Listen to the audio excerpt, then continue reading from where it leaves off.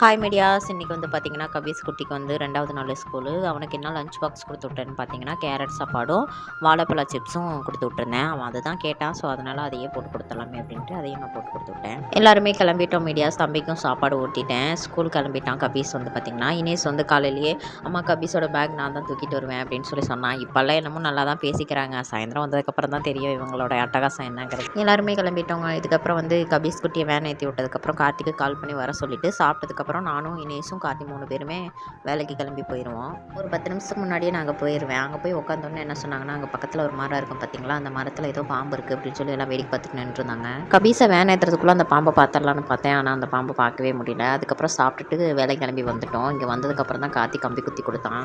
கம்பி குத்துறதெல்லாம் ரொம்ப ரிஸ்க்குங்க. காய் உரிக்கிறதே என்னை பொறுத்தளவுக்கு ரிஸ்க்கு தான். இதில் இந்த கம்பி குத்துறது அதை விட ரொம்ப ரிஸ்க்கு. இதுலேயும் கார்த்தி என்னை கம்பி குத்தி ட்ரைனிங் எடுத்துக்கோ அப்படின்னு சொல்லி சொன்னான். எனக்கு அங்கே வந்து பார்த்திங்கன்னா காய் உரிக்கிறது மட்டும்தான் வேலை. கம்பி குத்துறது, காய் எண்ணி போடுறது, லோடு ஏற்றுறது, மட்டை எடுத்து போடுறது, இது எல்லாமே கார்த்தியே பார்த்துக்குவான். கம்பியெல்லாம் குத்திட்டு அதுக்கப்புறம் ஒரு தேங்காய் உரிச்சு பார்த்தான். ஏன்னா அவனோட ஹைட்டுக்கு வந்து நின்றுக்கிட்டே காய் உரிப்பான். என்னோட ஹைட்டுக்கு வந்து பார்த்திங்கன்னா கொஞ்சமாவது குமிஞ்சாவது அல்லது உட்காந்தாவது காய் உரிச்சாதான் எனக்கு வந்து அது கரெக்டாக இருக்கும். அதனால் ஒரு காய் உரிச்சு பார்த்துட்டு கரெக்டாக இருக்கும் அப்படின்னு சொல்லி சொன்னால், சரி ஓகே நானும் காய் உரிக்கிறேன் அப்படின்னு சொல்லிட்டு சின்னதாக ஒரு காய் எடுத்து உரிச்சு பார்த்தேன். கரெக்டாக இருந்துச்சு. வேகமாக காய் உரிக்கிறதுக்கு ஏதாவது ஒரு ஐடியா கொடுறான்னு கேட்க காதில் ஹெட்செட்டை மாட்டி விட்டாங்க. ஏன்னா அவன் அப்படி தான் வந்து ஹெட்செட் மாட்டிட்டு வேகமாக காய் உரிப்பான். யாரும் பேசுகிறதுன்னு காதில் வாங்கிக்க மாட்டான். இன்றைக்கி எனக்கு வந்து காதில் ஹெட்செட் மாட்டி விட்டுட்டான். சரி இவன் பேசுகிறதே நமக்கு கேட்கலையே அப்படின்னு சொல்லிட்டு நானும் நல்லா தாங்க காய் உரிச்சிட்டு இருந்தேன். திடீர்னு ஒரு சம்பவம் ஆயிடுச்சு. தேங்காய் வந்து முடிய போகிறப்ப எல்லாருமே வந்து அவங்களுக்கு தேவையான காய் வந்து அள்ளி போட்டுக்குவாங்க. அந்த மாதிரி எடுத்து போட்டுட்டு இருக்கும்போது பார்த்தீங்கன்னா கார்த்தி என்னை கூப்பிட்டுட்டே இருந்திருப்பான் போல இருக்குது. எனக்கு அது காதிலே விழுகலை. கையை அசைச்சான். என்னன்னு சொல்லி நிமிந்து பார்க்கவும் பாம்பு இருக்குது போ அப்படின்னு சொல்லவும் காதில் இந்த ஹெட்செட்டை பிடிக்கிட்டு ஒரே ஓட்டம் ஓடிட்டேன். அது வேறு எங்கேயும் இல்லைங்க, நான் உரிச்சேன் பாருங்கள். அந்த கம்பிக்கு பக்கத்தில் தான் அந்த பாம்பு இருந்திருக்கு.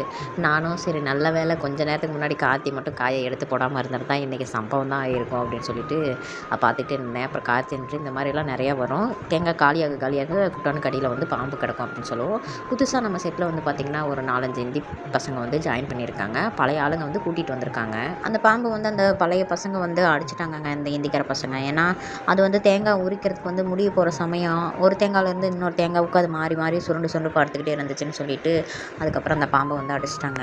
காலையில் அந்த மரத்து மேலே பாம்பு இருக்குன்னு சொன்னாங்க பார்த்தீங்களா, அந்த பாம்பை நான் பார்க்கவே இல்லை. ஆனால் இப்போ அந்த பாம்பும் மஞ்சசாரன்னு தான் சொன்னாங்க. இந்த பாம்பும் மஞ்சசாரங்கிற மாதிரி தான் சொன்னாங்க. எனக்கு சரியாக ஞாபகம் இல்லை. காலையில் பாம்பை பார்க்க முடியலன்னு ஃபீல் பண்ணேன். ஆனால் சாயந்தரத்துக்குள்ளே பாம்பை பார்த்துட்டேங்க. ஓகே மீடியாஸ், அவ்வளோதான். வீடியோ பிடிச்சிருந்தா லைக் பண்ணிக்கோங்க.